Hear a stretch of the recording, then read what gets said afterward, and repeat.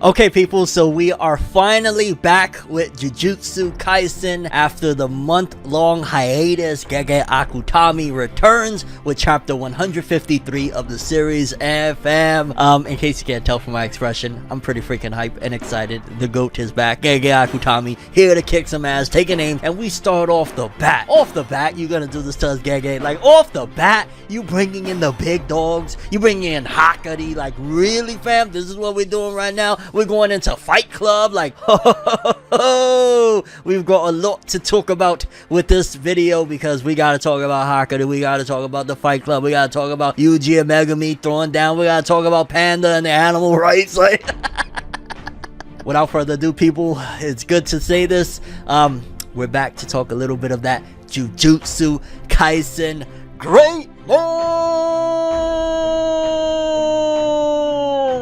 Let's do it, baby. No matter how you move, get it done. No matter how you move, get it done. No matter how you move, get it done. No matter how you move, get it done. Okay, people, so we finally returned to Jujutsu Kaisen, and off the bat, we start off with Yuji and Megumi, and they were still talking, if I'm not mistaken, to Tengen at that particular point. Chapter starts off with Tengen basically giving them info on Hakari and where to find him. He's been making money as a bookie in some underground arena fight club. Basically, he's been breaking rules and making money and doing some delinquent stuff. So think of Tokyo Revengers if you're watching that. Like, yo, Hakari really on some next level shit. And also, he's doing in like some abandoned parking garage, so like he really made sure to do this low-key. Like, he's not just an NEO like, yo, we're gonna go into this arena at night or some shit. Like, he's making sure to do it low-key. But also, and here's where I feel like it's a little less low-key, apparently in the midst of all of this, because this is also for spectators, is a spectator sport essentially what Hakari is doing, there's apparently a bunch of non-sorcerers that watch these battles as well. So it's mixed with, there's some sorcerers in there, but for the most part, the people that are watching, the onlookers, are non-sorcerers. And automatically, like, Yuji even points out immediately, like, yo, isn't that breaking rules? Like, isn't that against the laws essentially of like secrecy and things like that? And that's something that immediately getting characterization. Like, we already knew based on some of the things that have been said in the past about Hakari that he doesn't play by the rules, but you could tell by that one, yeah, he don't give a slither, a little slab of a fuck about anything. Because fam, if you're doing this, like, yo, you basically making money using the sorcery and shit like that to make money from non-sorcerers. Like, yeah, you don't care, fam. You got no chill whatsoever. And Yuji and Megumi basically change their clothes because they're going undercover essentially, because again, like what's been described, Hakari, he don't play no games. Like, he clashed with authorities, got suspended, and on top of that, don't forget, he's doing illegal shit with this whole fight club and this parking garage and shit like that. So yeah, they basically are going undercover so that in case Hakari, you know, sees them or whatever, he's not gonna get spooked and run off. Because yeah, if he sees like Jujutsu Hides coming after him, he's gonna be like, oh, okay, this is gonna put me in even more serious trouble. Fuck that shit. Again, on some delinquent type of deal. And right here, I really like this line where I want to say, if I'm not mistaken, it was Megumi that said, all of the senpai say that he's a good for nothing, he's no good, but Yuta did say that he's stronger than him. And right there, I remember that line where Yuta kind of, it felt like he was being a little bit humble, to be honest with you, but at the same time, like, yeah, Hakari has been showcased and been said and hyped up 150 plus chapters of hearing that, like, every now and then, like, oh yeah, Hakari is that dude, like, he's a third year that really don't give no shits and is really, really strong. So to actually get a little bit more confirmation there is like, yeah, he may not give no shits, and essentially all that was just characterization to just say he's a delinquent that's really, really strong. Like, yeah, he's really strong to the point where he, at the very least, you could argue, probably gives a good run for his money to somebody like Yuta, that Yuta has been hyped up to be like, not necessarily surpassing Gojo, but with the potential to surpass Gojo. And that's something very, very telling. So Yuji and Megumi approach the two thugs that are basically blocking the parking garage from, you know, entering in order to see the fight and whatnot. And they basically are like, yo, we come to throw down, you know what I'm saying? And they're trying to be a little bit slick. I feel like Megumi is pretty freaking talented at being able to do this. Like, you can tell Megumi's done some shit in the past, while Yuji, like, there's a couple of times where I'm like, you just sound so sus. Like, what are you saying? But Megumi, like, he's able to use a pretty slick tongue, you know what I'm saying? Because he comes up with a lie that, oh yeah, I heard about it from this thug that I killed a month ago. And it's like, yeah, you ain't killed nobody. Like, what are you talking about? And this also, again, it's very subtle, very small, but showcases that Hakari, even though he is a thug, even though he's a delinquent, all of that jazz, he's very careful because he's like, okay,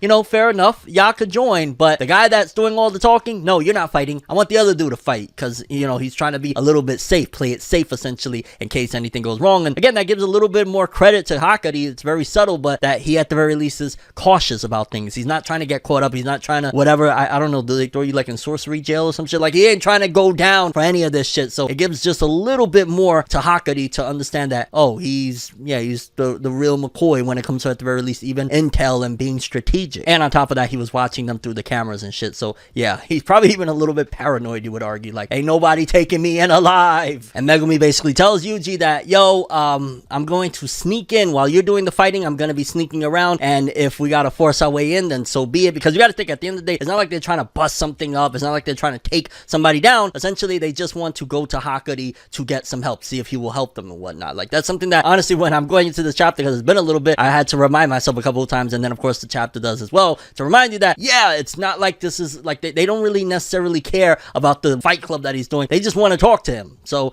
that kind of makes sense of like, yeah, well, we just, by any means necessary to get to him. To be honest with you, if I was them, I would just fight my way through to find him. But I guess they don't want him to run off, because he's gonna think that, oh, they're from Jujutsu High trying to arrest him and take him down for what he's done and what he's doing, when they just are like, yo, like they even said it's a gray area. Like, we're not really with Jujutsu High, but he's gonna think we're with Jujutsu High. Because don't forget, again, it's been a little bit, but Yuji is a wanted criminal at this particular point, and there's a bounty on him. And apparently some time has passed at this particular point, because it's the 10th, and now there's 9 days until the culling games begin. So a little bit of time has passed. Basically, it said even that it took them a bit to get there, which that's good. It showcases that they didn't just snap their fingers and they're where Hakari is at. Like, it took them a little bit of time, and giving a little bit of idea. Like, I love the way, like, this chapter, pretty dialogue heavy for the most part, but it all was necessary. It was all essential, and you could tell that Gege Akutami took this month to really be strategic and really plan out these chapters in a very well and thought out way. Even the art was a little bit better in this chapter than some of the past ones, because again, they had a decent amount of time to work on it, and I was happy to say that. And now they find out the rules of the Fight Club. Apparently there's 2 rules for the Fight Club. 1, no curse techniques. 2, no running away, because again, it's Fight Club. Like, you know, Hakari's trying to make money. He's trying to sell a dream to these people, and at the end of the day, the non-sorcerers, if they see like sorcery, they're not even gonna see it first of all, and they're gonna just be like, so what? It's just like acting? Is this theater or some shit like that? Like, yeah, what? Yeah, doing kamehamehas? Like, you know what I'm saying? So basically, the big rules is, you know, again, no curse techniques, and of course, no running away, because you gotta have the spectators watch. Like, you just gotta fight straight through, right in front of all of them, bare knuckles. Pretty simple, basically. Like, this is some illegal, really thugged out shit. And here's what I was talking about earlier, where I said Yuji just sounded so sus when he's talking to one of the thugs, and he's like, yeah, so what is your boss like? Like, why the fuck would you even ask that? Why would you care? Like, granted, it led to a little bit more information, but he just sounded sus as hell. Like, why are you asking about the boss? I thought you came to fight. I thought you came to just, you know what I'm saying? Like, you making it look more hot than what it really is. And at the very least, like, he gets a little bit of knowledge from the goon that says, well, you know, there's scripted and unscripted fights. Obviously, yours is an unscripted fight. You win this one, then you'll get to talk to the boss. So it was like a give and take with that one, but I don't know. Yuji just like, I can tell you've never done this before. Like, Megumi is, you know, sliding right through this golden tongue. You are just like, what are you doing? What are you saying? And we cut to the arena, and it just makes me wonder, goddamn, how strong is this dude Hakari? Because they get to the arena, and it's, you know, the parking lot, whatever, and apparently one of the floors from the parking lot was just ripped off. You see like the broken parts of the ground from, you know, the parking garage and whatnot, and like they basically just ripped off a floor of the freaking garage. I'm just kind of like, what monster is this man? Like, what is he capable of? Oh my god, I can't wait to see his curse techniques and everything he's capable of. If he's just ripping floors off on some, I don't know, Tagoro shit or something. Yu Yu Hakusho reference, by the way. And Yuji enters for his first fight, and he's described as the dangerous fireball kid, Yuji. And I'm just kind of like, that is so freaking lame. Like, the dangerous fireball kid, really? Like, who came up with that? Was it Yuji? I feel like that was almost something that was cut from the chapter of like who gave him that terrible freaking nickname. But we see that he is fighting Panda, and I'm just kind of like, oh, it's so good to see Panda, especially considering last time we saw Panda was a very, very emotional moment when he had to, you know, witness Yaga's death, and he was basically like, Panda's cried too. That was really sad. So to see Panda in this, well, first of all, it kind of makes me wonder, why did Panda come here? And wasn't Panda having some heat for Yuji to begin with, if I'm not mistaken? Wasn't he against Yuji at that particular point? Did things change after the death of Yaga? So there's some questions there, because if maybe I'm misremembering, but I thought that Panda kind of had it out for Yuji at that point. He was just like, no, we gotta to take him down. That's it. So again, maybe I'm wrong on that. Maybe I'm misremembering. And we get our first glance at Hakari, and he's sitting back behind all these monitors with some chick under his arm, looking like a pimp as he's about to watch this fight. It's like as if he's doing this for his own entertainment. Like, granted, there's more to it, and it's been, discussed already that no, he's trying to get money, basically. Like, this is all like a money-making thing. Again, think of Fight Club, but ultimately, he looked like a pimp right there. And Yuji versus Panda begins. They start to go in, and I ain't gonna lie, it did cross my mind for a minute, and that's, again, before it even crossed my mind, it was addressed. So I was happy about that. Like, damn, Gege is making sure to check all the boxes right there, because Panda starts saying that he's not suspicious of him because he knows him, but that Hakari has been avoiding Panda since Panda been fighting there. And when they were going at it, I'm like, damn, yo, Gege made sure to cover all bases before you could bring a criticism like, yo, this is a plot hole. Gege was like, check.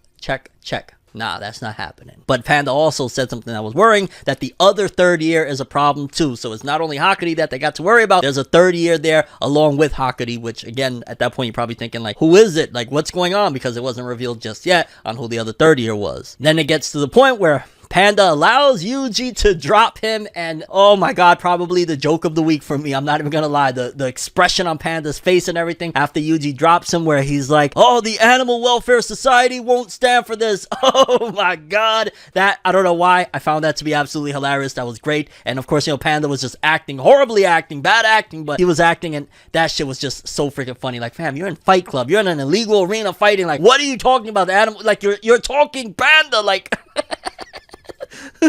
But after Yuji gets the W, the thugs are being ordered to bring Yuji to the roof because he took the W. And then we finally get a full-on view, the first full-on current timeline appearance of Hakari. He's talking about basically like, bam, I could write a great script for this. I'm gonna strike while the iron is hot. Like, he's basically really rocking with how Yuji fights and thinks that this could be a big deal. And we see him, and I'll be honest with you, because in case you didn't catch it, because Hakari, again, he's been foreshadowed for a while. We've seen his character design quite some time ago. They changed his character design. Like, his hair is different. Before he had the little dreads. Now it looks like potentially it could be big grown out dreads, and his hair is like possibly blonde now, and it's like tied back, and then his skin tone, like, dude lost all of his melanin. That shit is kapoots. And I was like, I like the pimp motif. Like, it kind of all makes sense, and potentially if you think about it to a certain degree, like, here's how I would rationalize it. Even though I don't like it, like, I was really rocking with that first early design or whatnot. Okay, his hair got longer, his dreads got longer, they're probably tied back. Ultimately, it's fashionable now, and it's been fashionable for a while to dye your hair. So maybe he dyed his dreads blonde, has them tied back, and then ultimately maybe he was initially, that was just a tan, and he got lighter again. I don't know. I really like the original design. I'm kind of like,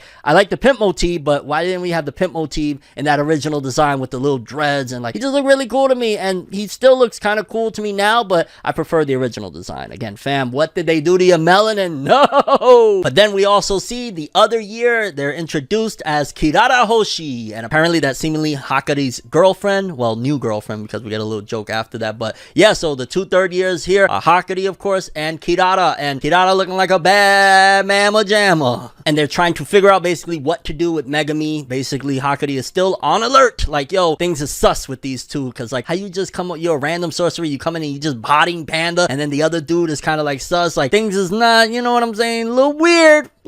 But he says, I haven't been this on edge since the days of my old girlfriend and maxed out credit cards. And I'm like, yeah, he comes across as a PIMP. 50 Cent wrote that song about Hakari. I don't know what you heard about me, but Kirara can't get $1 out of me.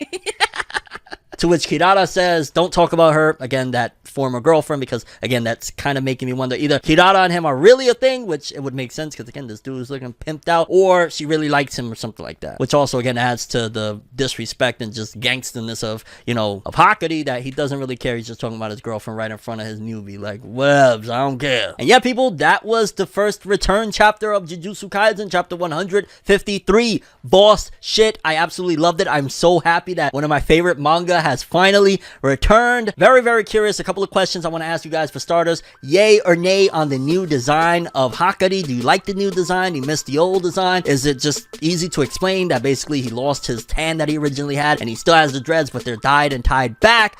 Your thoughts on that in particular? What do you think about this Fight Club? I'm not gonna lie, I'm hyped as shit off of this Fight Club. I hope it keeps going. I want to see a couple more matches. Almost kind of even reminds me of, I don't know how many people have seen Megalobox, but like, the underground arenas where Gearless Joe was fighting and shit like that. Kind of gave me that vibe as well. And of course, Fight Club, the movie and shit. And yeah, where do you think all this is gonna go? Did you die laughing at Panda talking about the Animal Welfare Society and shit? Like, oh, so many golden nuggets. It's great to be back. Jujutsu Kaisen, baby, absolute greatness. But that's all I have for this one. Thanks for watching. Hope you enjoyed. If you liked anything I had to say or enjoyed the video, drop me a like. I'd greatly appreciate it. And if you want more from me, make sure to subscribe. Follow me on Twitter, Instagram. Hit that bell to get all notifications. And if you want to follow any of my other social media, links of course are in the description below. I'm ForneverWorld, and as always, people, have an awesome day. And remember the golden rule: anime and manga for life. Bye. Have an awesome day. Peace in. And fam, shit is heating up more and more. Yuji and Megami Fight Club, Hakari'S, Panda.